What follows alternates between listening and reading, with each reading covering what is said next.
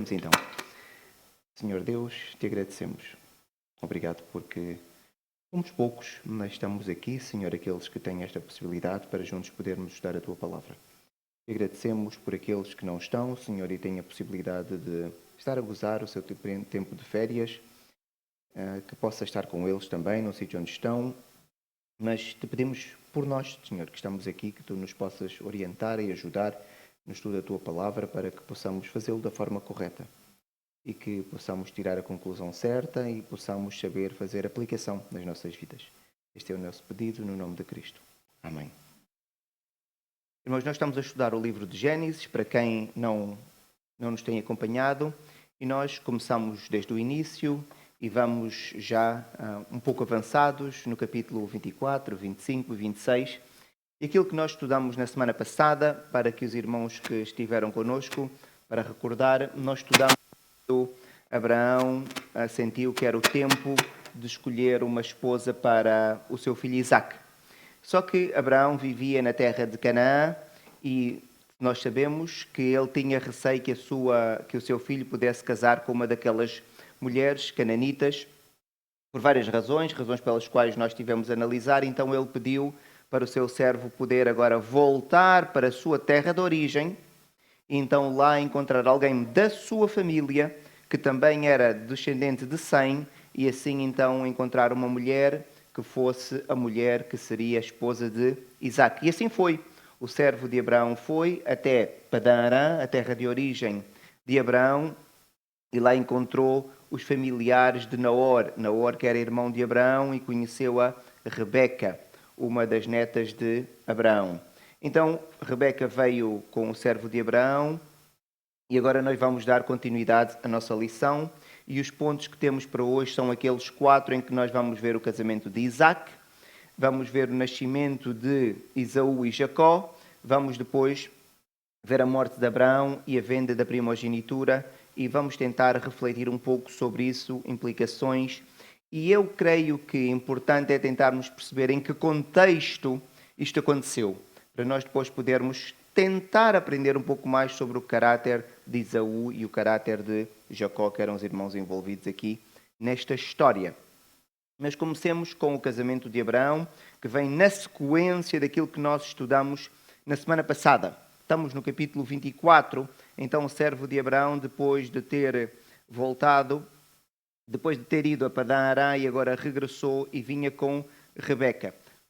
Agora os irmãos devem ter sempre isto na mente, não se esqueçam que o servo de Abraão, quando foi, ele levou mais algumas pessoas consigo, a Bíblia não nos diz quantos, por isso também não é importante, não vamos dedicar aqui tempo a especular, mas sabemos que ele levou 10 camelos com várias coisas que ele depois foi oferecendo aos familiares de Rebeca. Então, no regresso, temos que imaginar um grupo de pessoas a regressar com 10 camelos. Então, é normal que alguém de longe pudesse ver aquele grupo todo a regressar, e o que acontece é que provavelmente era ao final do dia, porque o texto bíblico diz-nos que Isaque saiu para refletir, para meditar, e vemos que isto era um traço de Isaque, era um homem reflexivo. Ele saiu para meditar e ao longe ele vê aqueles camelos com o seu servo a chegar. As pessoas que estão com Isaque também veem Isaque a refletir. Então a Rebeca vai perguntar quem era aquele homem que estava ali a refletir, e o servo de Abraão diz: aquele é o meu senhor. Mas nós percebemos pelo contexto que ela está a dizer: olha, aquele é com quem tu vais casar. E rapidamente vemos aqui uma mudança no comportamento de Rebeca, porque o texto diz-nos que ela pegou e cobriu-se com o véu. Culturalmente, as mulheres que não eram casadas não tinham a obrigação de se cobrir com o véu, de cobrirem-se com o véu. Mas porque agora Rebeca estava diante daquele que queria ser o seu esposo, mandava a cultura do local que então Rebeca agora pusesse o seu véu para se cobrir, porque ia encontrar-se com aquele que seria o seu noivo. E assim acontece. Então contou o servo, assim que chegou, a Isaque tudo aquilo que foi a sua viagem e explicou bem como é que ele encontrou Rebeca. Não nos podemos esquecer que o servo de Abraão, quando foi a Padã-Arã, e ele procurava pela esposa, de uma esposa para Isaque, e ele pediu uma coisa ao Senhor. Ainda se lembram o que é que ele pediu? exatamente, que a mulher a quem ele iria pedir um pouco de água, se ela dissesse, eu também vou dar água aos teus camelos, esta seria a mulher que Deus lhe estaria a mostrar. E aconteceu exatamente assim. Agora imaginem então o servo a chegar e Isaac perguntar, então, como é que foi? E o servo a contar todas aquelas coisas, então Isaac ficou com a certeza que aquela era a esposa que Deus lhe tinha escolhido. Então Isaac não tinha dúvidas. E o texto é tão claro sobre isso que a explicação do casamento entre Rebeca e Isaac é a mais curta que nós temos nas Escrituras. E vejam o que é que o texto diz no versículo 67 do capítulo 24. Os irmãos podem acompanhar. Isaac conduziu-a, mas Isaac não conhecia. Mas Isaac sabia. Esta foi a esposa que o Senhor me deu. Então, mesmo sem ser esposa, na cabeça de Isaac já o era, vejam. Isaac conduziu-a até a tenda de Sara, mãe dele, e tomou a Rebeca e esta lhe foi por mulher. Ele a amou. Esta é uma história bonita.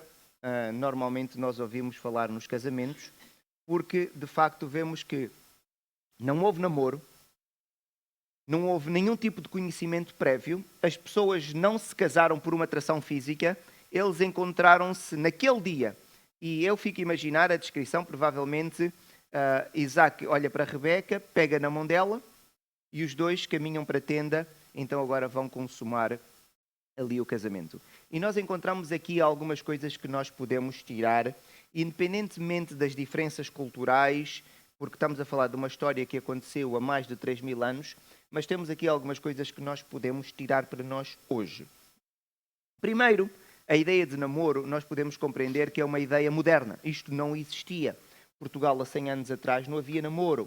Havia eventualmente aquilo que chamava-se a corte do homem pela mulher, mas o princípio que nós encontramos é que o casamento, pela sua seriedade, ele era acordado pelas famílias. Vamos dizer que o tempo mudou, sim, mas o casamento, por aquilo que nós conseguimos encontrar nas Escrituras, entre um homem e uma mulher, tem que ser validado pelo acordo das famílias, por causa da força da união entre as duas pessoas. É tal que tem que ter aqui uma validação tanto dos pais do esposo como dos pais da esposa, porque eles também vão se casar em certo sentido, pela união que vai ser estabelecida entre as duas famílias. É rebeldia, nós encontramos de muitos jovens dizer que casam quem querem. Não tem sido bom. A taxa de divórcios não tem sido particularmente boa, principalmente no contexto português. Se considerarmos que em Portugal atualmente, eu não sei no último ano, mas nós chegamos a ter, por cada 100 casamentos que se realizava, nós em Portugal chegamos a ter mais de 70 divórcios que se realizavam por cada 100 casamentos. Então, se os irmãos imaginarem isso, significa que a maior parte das pessoas tem escolhido mal. Por várias razões, mas uma das quais eu acredito é por causa da precipitação e a escolha ser muito infanto-juvenil. E os jovens não quererem aquilo que é a sabedoria dos pais no aconselhamento dessa decisão, que é uma decisão fundamental para a vida. E Isaac não participou da escolha. Os irmãos encontram em toda a narrativa Abraão a falar com o servo, a dizer que o servo devia ir para Padã Arã encontrar uma esposa para Isaac. Nós não encontramos Isaac a entrar na história. Encontramos o servo a chegar a Padã Arã e a falar com os familiares de Rebeca. Nós não encontramos Rebeca a participar da história. Só Rebeca participa quando lhe perguntam: queres ir já ou queres esperar mais 10 dias?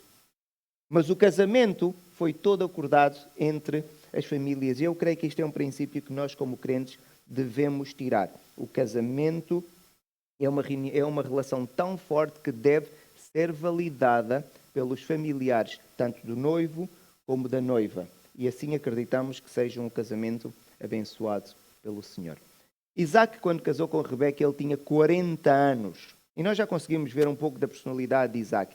Ele podia ter casado muito mais cedo. Não se esqueçam que Abraão era um homem muito rico. Mas Abraão esperou o tempo, não sabemos por que razão, e agora Isaac tinha 40 anos quando ele casa. Não sei o que é que acontece com a família de Abraão, mas parece que todas as mulheres são estéreis, ou quase todas, não é? Nós vimos que Sara era estéril, agora Isaac vai casar com Rebeca, e Rebeca também é estéril. E por causa disso, eu consigo imaginar a tristeza provocar em Rebeca, não podia ter filhos, e naquela cultura uma mulher que não tinha filhos era uma mulher estigmatizada, porque não era bem vista, era uma mulher que considerava-se que não era abençoada pelo Senhor. Então, a forma de nós medirmos a bênção, entre várias coisas, destacamos duas. Era pela riqueza que a pessoa tinha e era pelo número de filhos. Então, Rebeca não tem filhos. Isaac também, naturalmente, vive frustrado com a situação, porque também não tem filhos. Isaac, de facto, nós conseguimos perceber que ele tem algumas características que podemos dizer mesmo extraordinárias. Porquê? Isaac era um homem muito rico. Ele era filho de alguém milionário para os padrões da altura e para os padrões atuais. E vimos que era muito comum na altura a pessoa ter a sua esposa e ter várias outras concubinas. Não se esqueçam que Rebeca, quando foi para casar com Isaac, suas damas de companhia.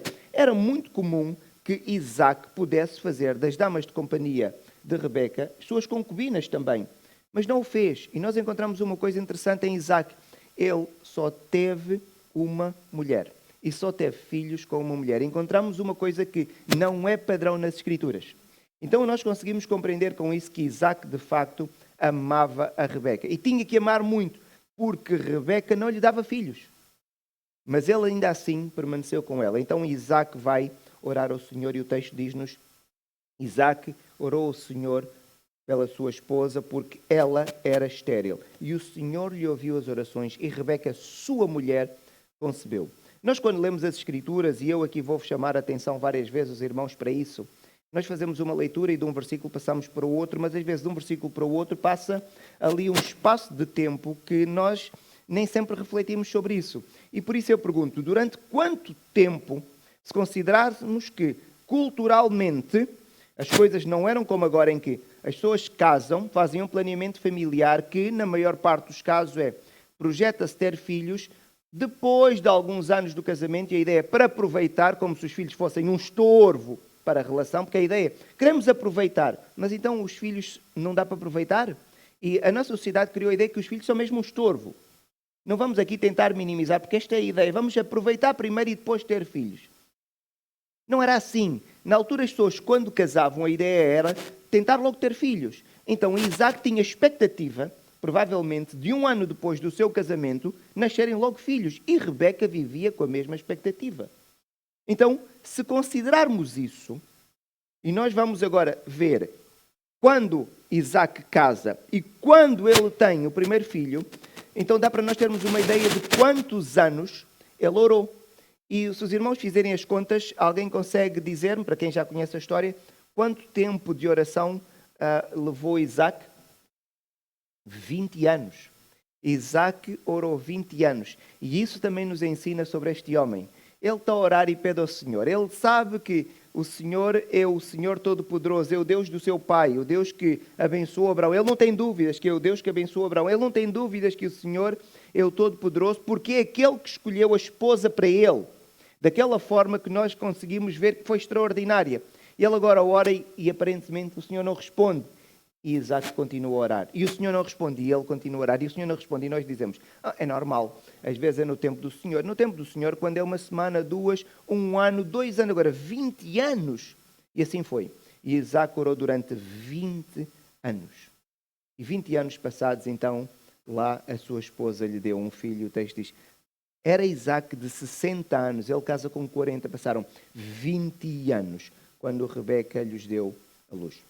Não foi uma gravidez fácil, foi uma gravidez muito dolorosa, muito sofrida. De tal maneira que, durante o tempo de gravidez, Rebeca desejava morrer.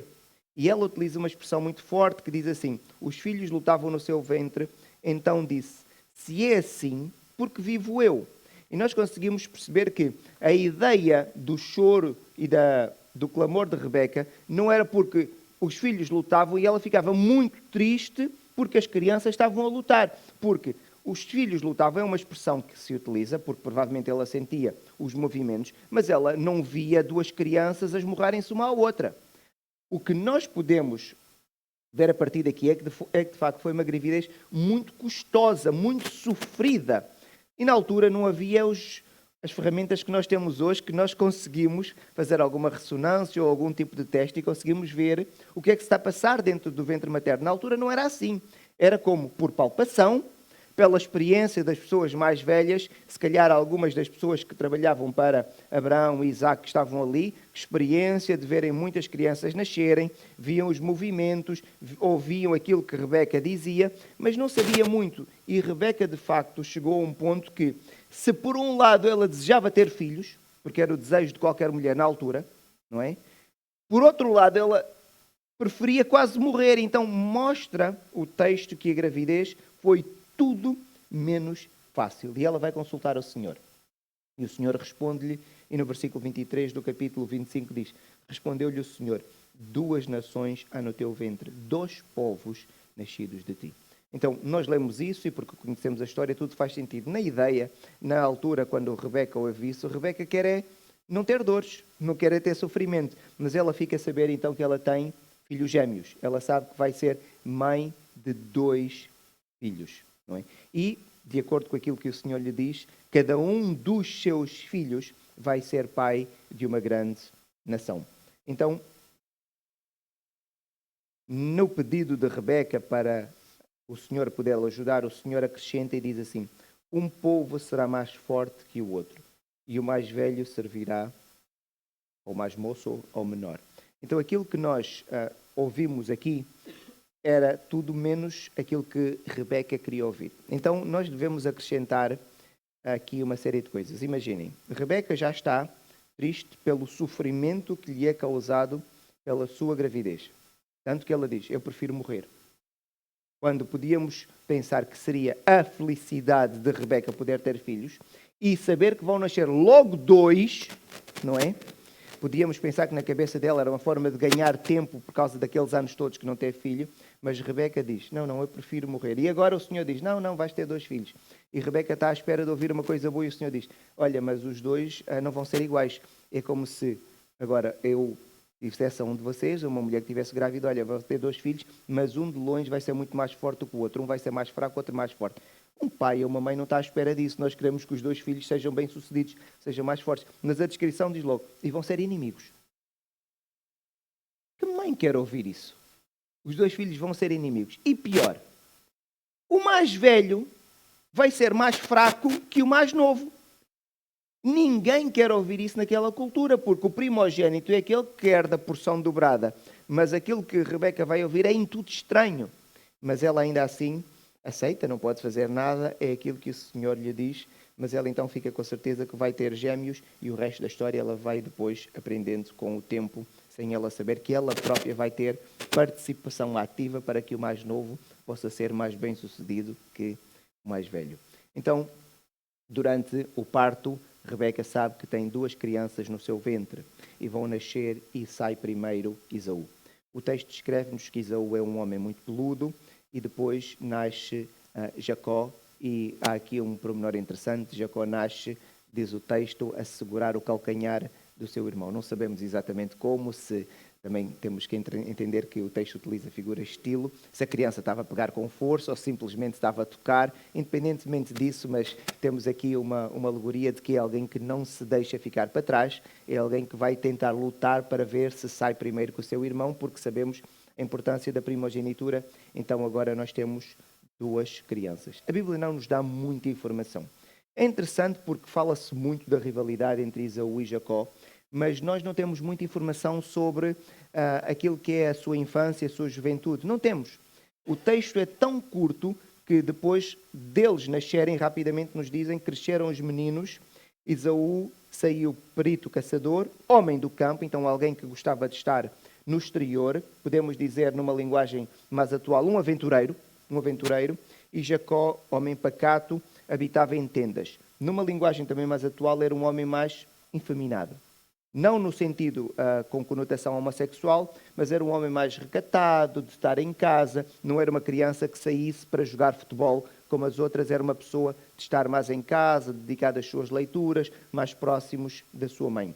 Eu ali utilizo uma expressão que os irmãos podem ver no slide, ironicamente, e digo que aquilo que as Escrituras nos dizem: Isaac amava a Esaú, porque saboreava da sua caça. Rebeca, porém, amava a Jacó. Então, eu consigo ver aqui alguma ironia. Porquê?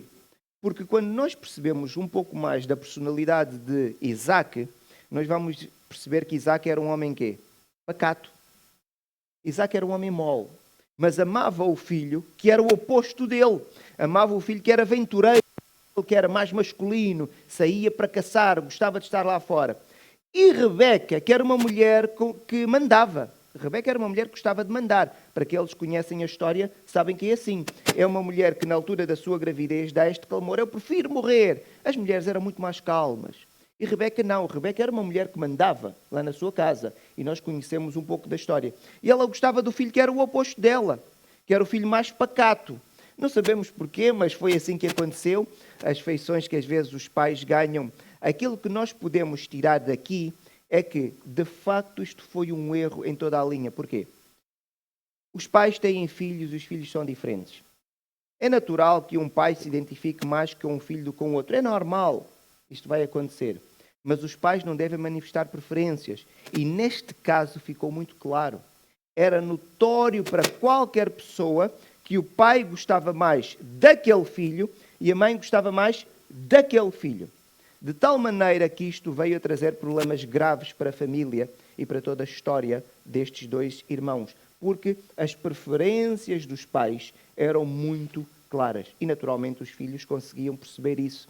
Então é normal que se associassem mais com o pai que mais gostasse deles. Então Jacó sempre cresceu muito mais próximo de Rebeca e Esaú sempre muito mais próximo de Isaac, por causa destas afinidades que existiam e que os pais não tiveram nenhum cuidado em esconder.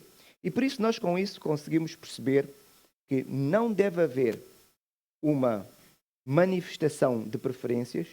Os pais devem cuidar dos filhos.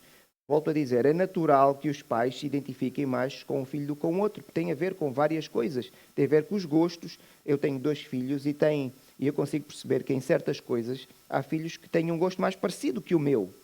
Mas eu não devo demonstrar preferências por um filho ou pelo outro. Simplesmente devo contemplar e ver que há diferenças. Agora, na ação de educação ou de amor ou de afeto, um pai não deve ser parcial. E vimos que nesta situação houve parcialidade e foi muito danosa.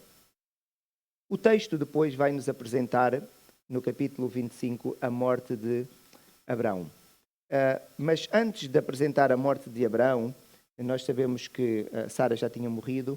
Sara morreu 3 anos antes de Isaac se casar. Significa que Isaac se casou com 40 anos. Quando Sara morreu, Isaac tinha quantos anos?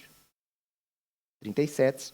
Então, nós já avançamos bastante na história porque Isaac já tinha tido filhos. Já tinham passado mais 20 anos. Então, desde a morte de Sara até o nascimento dos meninos, tinham passado já 10 anos e ainda passou muito mais tempo. Abraão já não tinha sua esposa. O texto diz que ele casa com uma outra mulher, que é Quetura. E desta mulher ele vai ter mais filhos. E nós podemos ver isso, e diz aqui o nome dos seus filhos, no capítulo 25, versículo 2. Ela deu à luz a Zingrã, Joksã, Medã, Mediã, Isbaque e Tuá. Abraão sempre teve muito claro que o filho que Deus lhe tinha prometido era Isaac. Não se esqueçam que Abraão já tinha tido um filho antes, que era Ismael. E o que é que o Senhor mandou Abraão fazer com Ismael? Colocá-lo afastado de Isaac. E agora, Abraão tem mais 6 filhos. Então agora Isaac tem mais 6 irmãos. Culturalmente nós sabemos que era muito frequente, para não dizer que acontecia em todos os casos, porque não vai haver alguma exceção, mas a cultura parece que era propícia a que houvesse conflitos sempre na altura da partilha da herança. Sempre. Agora imaginem Abraão. Abraão já tinha enviado Ismael para fora. E agora tem aqui mais 6 filhos em sua casa. Abraão sabe que Isaac não é uma pessoa com autoridade. Então ele sabe, se estes filhos crescerem perto de Isaac, na altura da sua morte vai ser problemático. Então o que é que Abraão vai fazer? vai oferecer-lhes bons presentes, mas vai enviá-los para terras distantes, onde eles possam ficar muito afastados de Isaac. E agora o texto diz: Abraão deu tudo o que possuía a Isaac, porém, aos filhos das concubinas que tinha, deu ele presentes e ainda em vida os separou seu filho Isaac, enviando-os para a terra oriental. Então, Abraão intencionalmente, e aqui não podemos ver como uma ação errada de um pai, mas como um homem que quer cumprir aquilo que o Senhor lhe prometeu, e ele tinha fé e ele acreditava. Então ele sabia, para não causar problemas para Isaac, que era o filho da promessa, então ele agora vai enviar os filhos para longe com condições, porque ele era muito rico, e por isso eu faço a pergunta aqui aos irmãos, por que razão Abraão separou Isaac dos outros irmãos, precisamente por causa daquilo que eu já respondi, para que na altura da partilha não houvesse problemas, na altura da herança não houvesse problema nenhum. Porquê? Isaac sabia que era o filho da promessa, os outros não sabiam. Os outros não sabiam. E agora imaginem, eu tenho vários irmãos e eu sei que sou o filho da promessa. Os meus irmãos vão dizer, mas porquê que não posso ser eu? E agora os irmãos, não acontece isso? Acontece. Quando nós temos uma situação e alguém é privilegiado, o outro pergunta logo, porquê que não posso ser eu privilegiado? Então Abraão, sabiamente, não sabemos, o texto não nos diz que foi orientado pelo Senhor, mas acreditamos que seja também alguém que já tinha muita experiência da vida, já sabia o que é que podia acontecer, ele envia então os seus filhos para longe. As Sagradas Escrituras dão-nos aqui algumas informações, mas eu hoje gostava de, em alguns momentos, nós tentarmos refletir sobre os tempos. Porquê? Estas lições têm sido particularmente importantes para mim, porque a visão que eu tenho da Bíblia tem mudado muito. Quando eu começo a colocar as coisas na sua verdadeira ordem cronológica, a minha perspectiva bíblica muda. E vamos tentar fazer isso. Abraão morre com quantos anos, diz as Escrituras, para quem já conhece? 175. Diz ali no capítulo 25, versículo 7. Foram os dias da vida de Abraão 175. Não se esqueçam que Abraão tinha comprado um terreno, o terreno de Efron, que era um hitita, e ele enterrou Sara na caverna de Macpela. Então aquela era propriedade por direito de Abraão, porque ele adquiriu, não é? Por 400 ciclos de prata. Então vejam, o texto diz-nos que os dois filhos mais velhos, Ismael e Isaque, eles agora vão sepultar o seu pai. Sepultaram no Isaque e Ismael, seus filhos, na caverna de Macpela, no campo de Efron, filho de Zoar, o Eteu, fronteiro a Mar. O campo que Abraão comprara aos filhos de Et. Ali foi sepultado Abraão e Sara, sua mulher. A pergunta que eu vos faço, porque se os irmãos estiverem a ler, a morte de Abraão aparece antes do nascimento de Esaú e Jacó. Então, na cabeça dos irmãos, quando estão a ler a Bíblia, o que é que acontece primeiro? Morre Abraão, certo? E depois, então, Isaac tem os dois filhos, e os dois filhos vão crescer. É isso que eu tinha na minha cabeça. Entretanto, quando fui colocar a informação que o texto bíblico nos dá em perspectiva cronológica, nós descobrimos uma coisa um pouco diferente. Então vejam. E por isso eu coloco aqui esta pergunta. Quando Abraão morreu, Isaque e Esaú já tinham nascido? O que é que os irmãos... Agora eu já adiantei um pouco, os irmãos já conseguem se calhar dar a resposta condicionada, mas sejam honestos. Antes de eu vos dar esta informação, o que é que os irmãos diriam? Que não. Mas então vamos agora tentar perceber através da cronologia. Então nós temos aqui o nascimento de Abraão. Temos aqui a vida de Abraão, aqui a vida de Isaac e a vida aqui dos dois irmãos gêmeos. Abraão vai nascer... No ano 0, vamos considerar, não é? Vamos utilizar a idade de Abraão como referência. E quando Abraão tem 100 anos, nasce Isaac.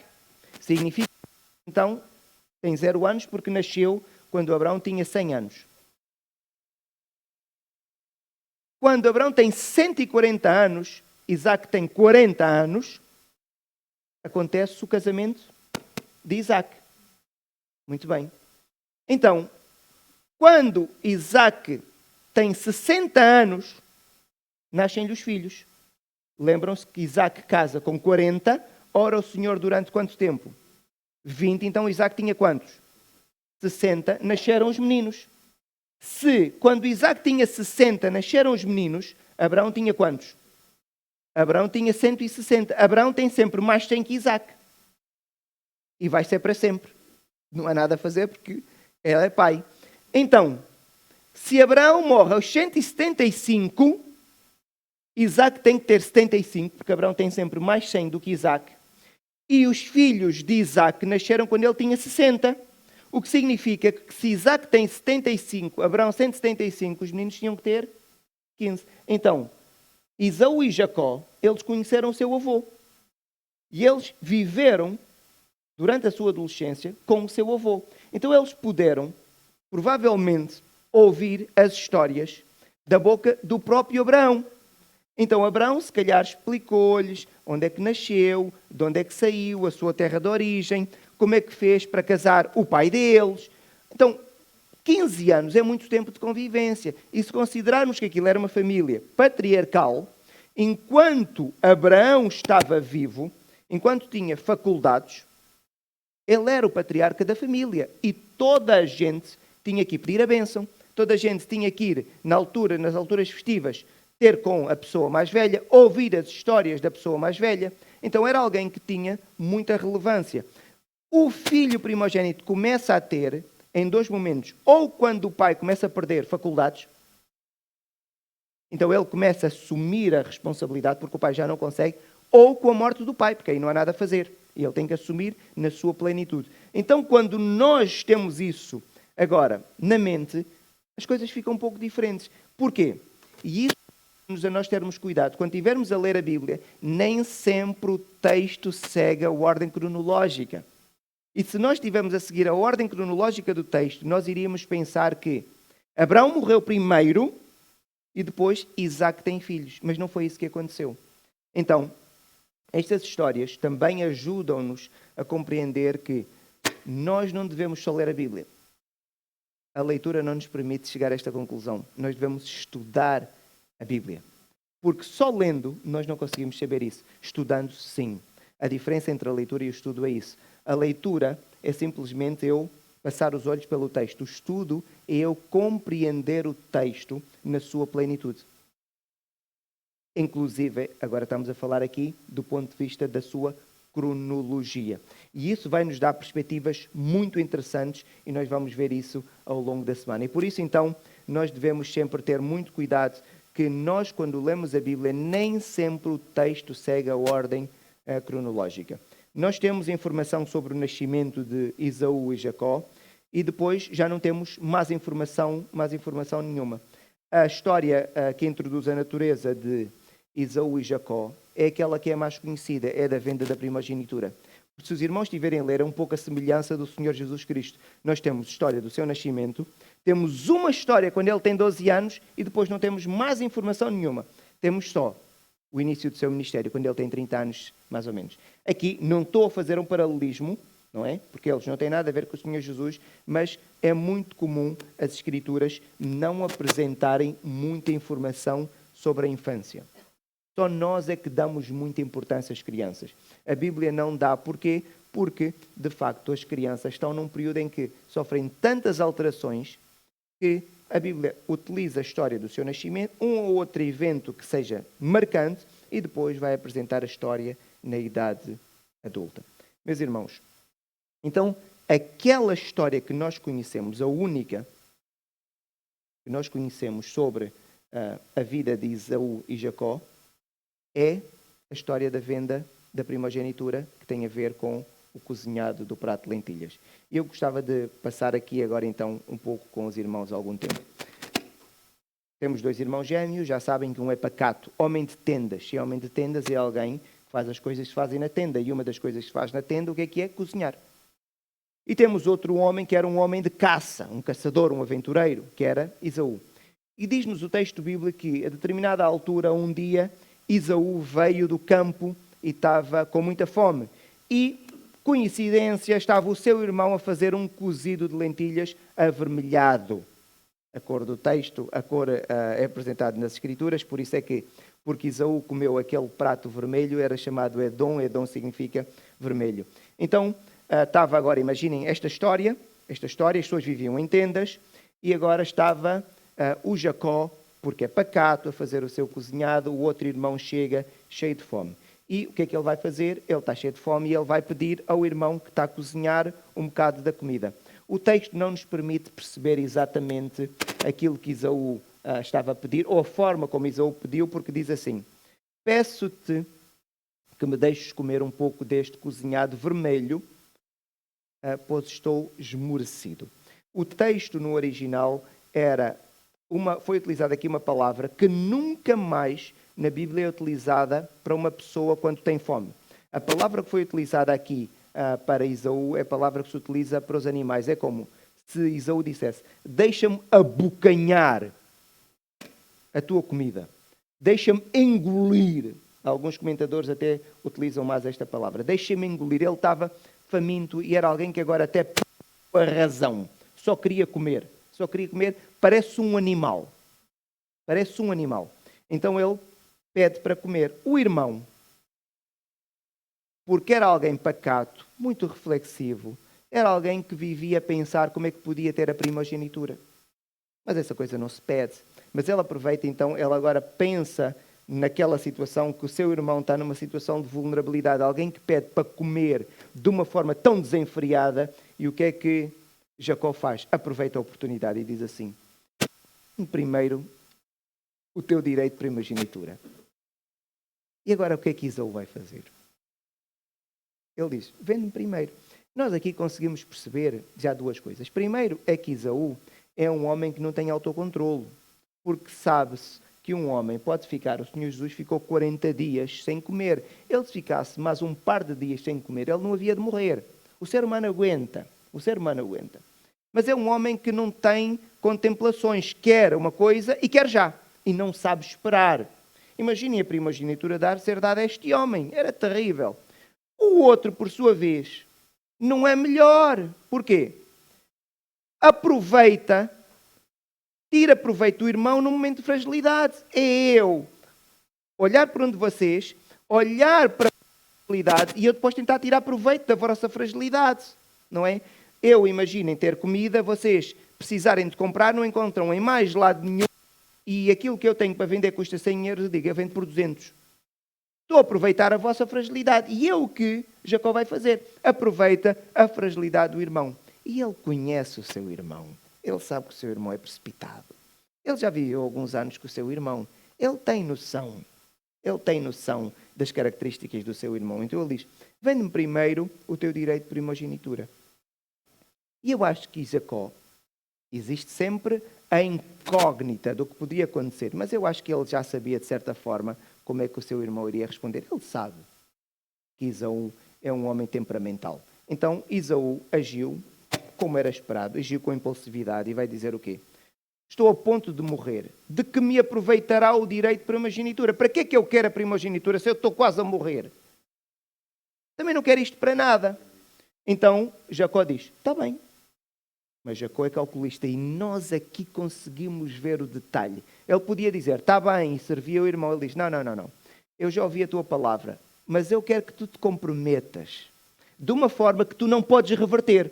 Não se esqueçam, o juramento, a ideia de juramento ser revertida é nossa, é mundana. Na Bíblia esta ideia não existe. Um juramento vai ser cumprido. Viviam numa sociedade onde não havia assinaturas. A palavra de um homem é que era assinatura. E principalmente quando era uma palavra associada a um voto ou a um juramento. Então, Jacó o que é que diz? Eu dou-te, confio em ti, mas jura-me primeiro. E nós conseguimos ver que também era um homem calculista. Ele jurou e vendeu o seu direito de primogenitura. Então o que nós encontramos aqui é: Esaú tem fome, não sabe esperar, o seu irmão está a cozinhar, ele pede e agora Jacó vai fazer isso com o seu irmão.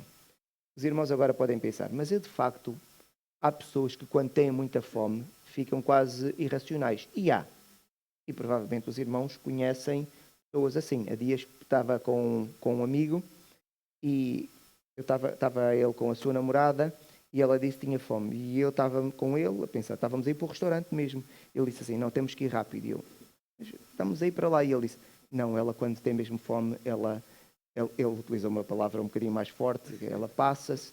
Mas porquê? E ele depois começou a explicar, fica com tensão baixa, às vezes desmaia, fica um bocadinho irascível. E eu percebi, ok. Mas imaginem que Esaú era assim.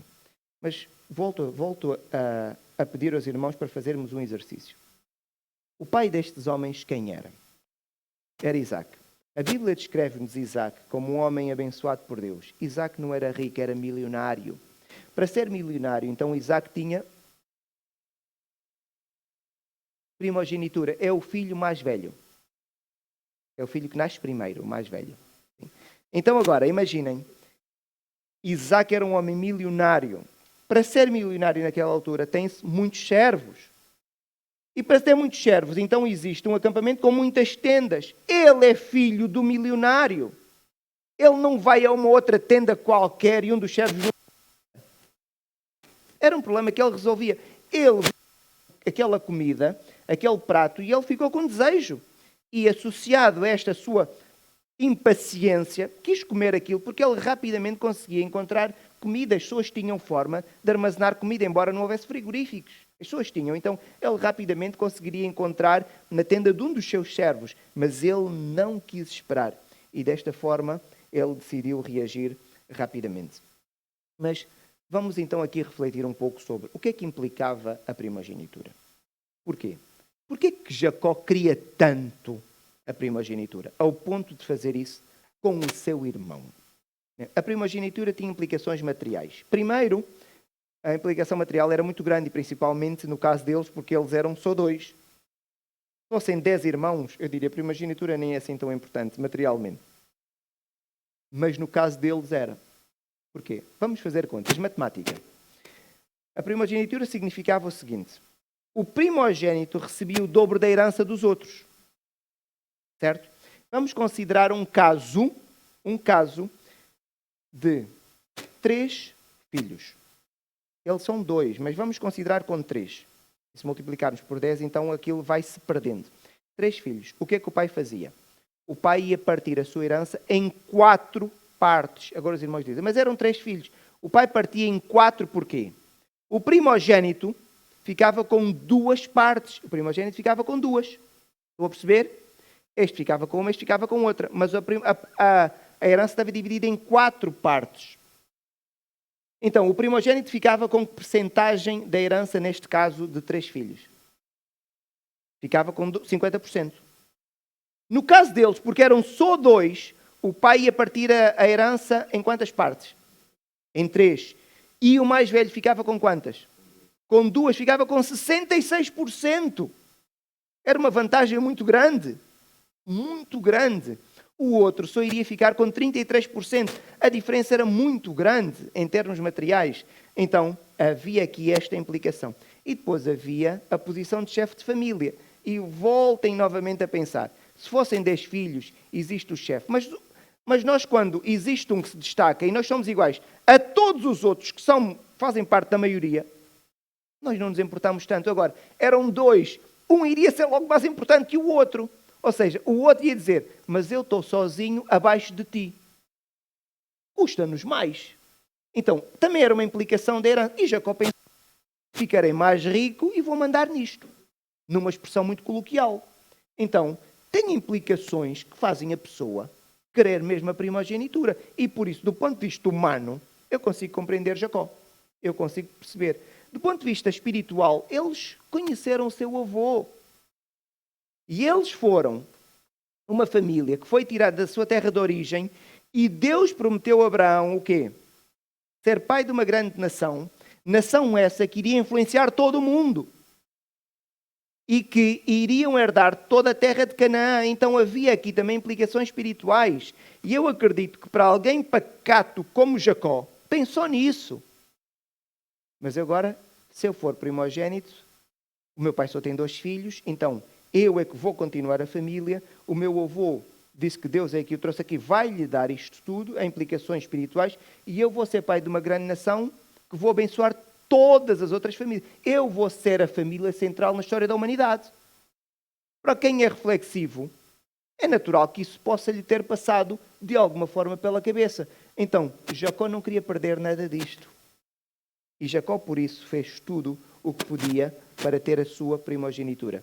E o texto diz assim: assim desprezou Esaú o seu direito de primogenitura.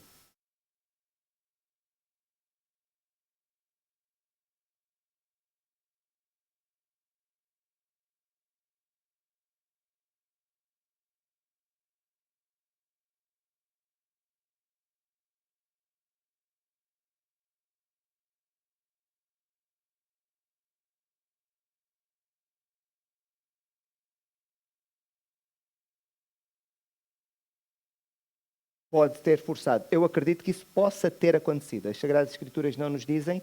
Isso é sempre uma discussão.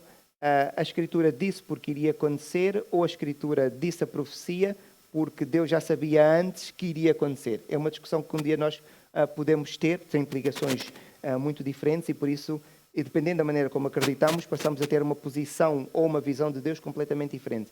Mas eu acredito que também pudesse ser. Ele sabia que isto iria acontecer, mas ele não sabia como. Acredito que Rebeca lhe possa ter dito, até porque Rebeca gostava mais dele e queria que ele fosse o primogênito. Mas não era de facto, mas Rebeca podia ter forçado e ele forçou. Mas isso não significa que agora ele seja boa pessoa por aquilo que fez. Não, não.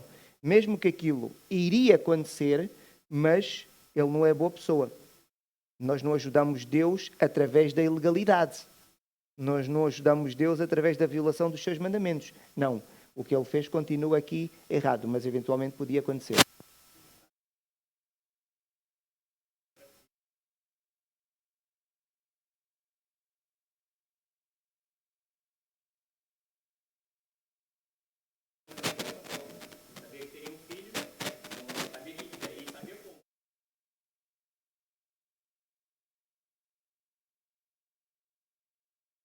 Sim, tentar resolver, sim, também pode ser. Mas vemos que tanto uma coisa, que é aquela que foi feita por Abraão, como esta feita por Jacó, erradas estão as duas, não é? Então é para nós também depois não fazermos uma teologia errada, dizer, mas porque Jacó já sabia, então aquilo que ele fez justifica-se. Não, não se justifica. Ele foi perverso para com o seu irmão, não é? Agora, nós conseguimos ver algumas características de Esaú. Era alguém impulsivo, agia sem refletir, era despreocupado porque não valorizava aquilo que era mais importante de uma família a longo prazo, que era a primogenitura, e era alguém profano, porque a primogenitura também tinha um significado espiritual. Não se deita fora a primogenitura. Tem implicações espirituais. E este homem tratou com leviandade. Para que é que me serve se eu estou quase a morrer? Este homem era um homem profano. Sobre Jacó, nós conseguimos perceber que era astuto, era um homem que usa a sua inteligência para aquilo que ele queria. É um homem que pensa, é um estratega. Este homem é um estratega. É desconfiado, porque o irmão disse, está bem, eu vendo. E ele disse, não. Jura primeiro.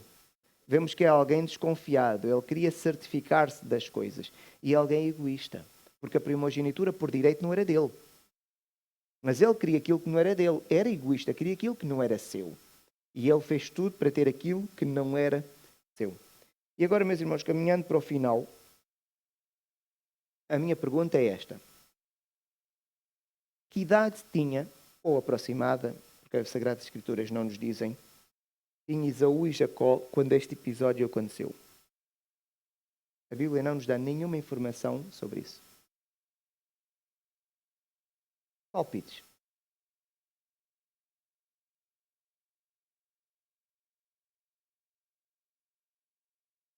São velhos, Cristina? Como? Eles não eram... Jacó não era casado. Esaú, porque a Bíblia não está por ordem cronológica, eventualmente eu acredito que já era.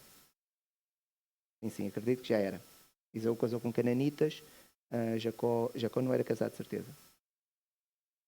Meus irmãos, vamos ser honestos. Nós, quando pensamos nesta história, pensamos que é uma história que aconteceu entre dois irmãos na sua juventude. Nem que seja porque somos influenciados pelas lições de escola dominical e quando nos contam a história de Esaú e Jacó, quem cresceu na igreja, vão meter dois meninos gêmeos irmãos adolescentes. Porque normalmente é o que nós fazemos. Na história de Daniel, mete-se um Daniel velho, mas muito infantil. Mas nesta história nós não metemos pessoas com uma expressão de velhos. Metemos sempre dois adolescentes. E se isto de facto aconteceu na juventude, não precisam ser adolescentes com 13, 14, podiam ser com 18, com 20. Se isso de facto aconteceu na adolescência e na juventude, nós podemos concluir que pode ter sido um ato irresponsável, tanto de um como do outro, fruto da imaturidade. Quantas coisas nós fizemos com até 22, 23 ou 25 anos e nós olhamos para trás, principalmente quem tem mais idade, e pensa, que imaturidade. Porque as pessoas com estas idades cometem fazem coisas e, de facto, é resultado da impulsividade normal da juventude. Mas se tiverem, por exemplo, como a Cristina diz, 70 anos, aí fica diferente. Nós conseguimos perceber que há um calculismo muito diferente aí. Então, é importante nós compreendermos a idade que eles tinham quando isto aconteceu, para nós podermos também ver o seu nível de maturidade. Nem que seja para calcular, nem que seja para percebermos, por exemplo, que Jacó era imaturo ou que Jacó era mesmo maldoso. Porque fazer com 18 não é a mesma coisa que fazer com 40. Ou para percebermos que Esaú era um homem que agia por impulsividade, fruto da juventude, mas se for, como a Cristina diz, com 70, nós pensamos, não, isto é alguém completamente irresponsável, é um traço da sua personalidade. Então a idade com que eles fizeram é importante. E por isso vamos novamente ver aqui uma linha cronológica. E nós temos aqui as várias idades. E nós temos aqui, vamos utilizar a idade de Isaac como referência. Isaac tinha 60 anos quando eles nascem. Então temos aqui a linha de Jacó, a linha de Isaac, Jacó e Esaú, e de José, porque nós vamos precisar de ir a José para nos ajudar a calcular a idade que eles tinham. Nós vamos precisar de ir a José. Comecemos por aqui e depois vamos saltar para aqui. Então, quando Isaac tinha 60 anos, Jacó e Esaú nascem. Então têm 0, certo? Okay. A Bíblia diz-nos que quando, e agora aqui eu peço para aqueles que conhecem já a história, que façam um esforço de acompanhar. Quem não conhece, olha, confia em mim.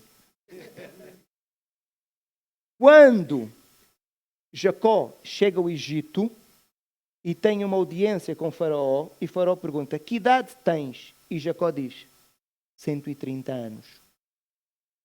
Jacó diz, tem 130 anos. Nós sabemos que José tem que ter 39. Porquê? Porque Jacó chega ao Egito no 2º ano de fome. Havia 7 anos de fartura e 7 anos de fome. Então, ele chega no 2º ano de fome. E por isso eu sei que José tinha que ter 39. Porquê? Quando José teve uma audiência com o Faraó e revelou o sonho de Faraó e disse, vão ser 7 anos de fartura e vão ser 7 anos de fome. E o Faraó diz assim, então tu agora ficas primeiro-ministro, ficas o grão-vizir aqui do Egito, e vais agora fazeres aquilo que achares melhor para que, quando chegar a fome, nós não assintamos. E então, José começa a administrar o Egito. Não se esqueçam, tinham passado quantos anos de fartura? Mais quantos anos de fome? 2. Então, tinham passado quantos anos? 9. Então, José tinha quantos anos? 39. José tinha 39 anos quando Jacó tinha 130. E nós, os irmãos, então já começam a ver aqui algumas coisas. A Bíblia diz-nos que Isaac morreu com 180 anos. Se Isaac tem 60 anos de diferença de Jacó e de Esaú, se ele morreu com 180, Jacó e Esaú têm que ter menos 60. Então tem que ter quantos? 120, certo? Se tem 120, eu já sei esta diferença, então eu consigo calcular aqui. Mas a dificuldade está em chegarmos aqui, que agora fica fácil. Porquê? Se ele tem 130, quando vai ter com Faraó, e ele tem 39, eu agora sei que idade tinha Jacó quando José nasceu. E Jacó tinha quantos anos? 91. Perceberam? Basta fazermos aqui esta diferença. Que é a diferença de idade que eles tinham. Se eles têm 91 anos de diferença, então significa que Jacó tinha que ter 91 quando nasceu José. Certo? Agora daqui, nós vamos começar, é aquilo que nos falta. José é filho de que mulher de Jacó? Raquel. Jacó tinha 2 esposas e 2 concubinas. E ele teve os seus 13 filhos com aquelas 4 mulheres. E José é dos últimos, é o penúltimo a nascer. Então, Jacó trabalhou para Labão quantos anos? 20 no total. 7 por Lia, 7 por Raquel. Na verdade, 7 por Raquel, enganado, são por Lia. 7 por Raquel e mais 6 pelo rebanho. Ele fica no total 20 anos em Padan-Aram. E nestes 20 anos, todos os seus filhos nascem. Porque quando ele regressa, Jacó emigrou, nós vamos estudar isso, quando ele está a regressar, todos os seus filhos já tinham nascido. Então, os seus filhos têm que ter nascido aqui para trás, no intervalo de quanto tempo no máximo? 20 anos. Só que as Sagradas Escrituras nos dizem que quando Jacó tinha trabalhado 7 anos, mais 7, e já tinha tido todos os seus filhos, ele vira-se para Labão e diz: deixa-me regressar com os meus filhos. Então, na verdade, quanto tempo tinha passado? 7 mais 7, 14 anos. E José, vamos considerar que nasceu no último ano destes 14. Significa o quê? Então, ele foge para Padan-Aram quando tem 77 anos. E ele fugiu para Padan-Aram quando? Quando enganou o irmão. No entanto, a tradição rabínica diz que quando Jacó foge, ele não vai diretamente para Padan-Aram. Diz a tradição rabina que ele ficou 14 anos a aprender com descendentes de 100, mas a tradição rabínica, grande parte das coisas são inventadas, a Bíblia não nos diz. Porque os judeus, na tradição rabínica, seguem 2 coisas: as escrituras e a tradição oral. E há várias coisas que nem sempre batem certo. Vamos considerar que vamos ainda dar de barato esses 14 anos. Tudo bem, vamos colocar ali. Significa uma coisa que isto aconteceu quando Esaú e Jacó tinham entre 63 a 77 anos. Estamos a falar de 2 adultos. E se eu agora considerar que eles tinham entre 63 a 77 anos, eu vou até concluir aqui algumas coisas. Aquilo não foi ato de responsabilidade. Jacó era mesmo calculista. Ele viveu a vida inteira, até 70 anos, a pensar: como é que eu vou herdar a primogenitura? Como é que eu vou obter aquilo?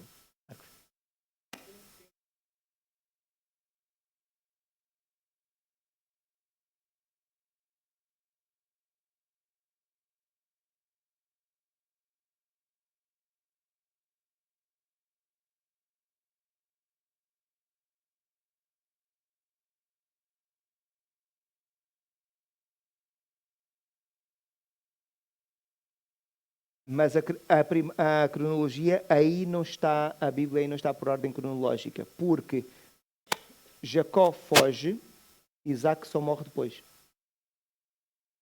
dele voltar. Ele ainda vai ver o seu pai depois de voltar. O que significa que não está por ordem cronológica, mas pensemos de forma lógica. O irmão sentiu-se enganado.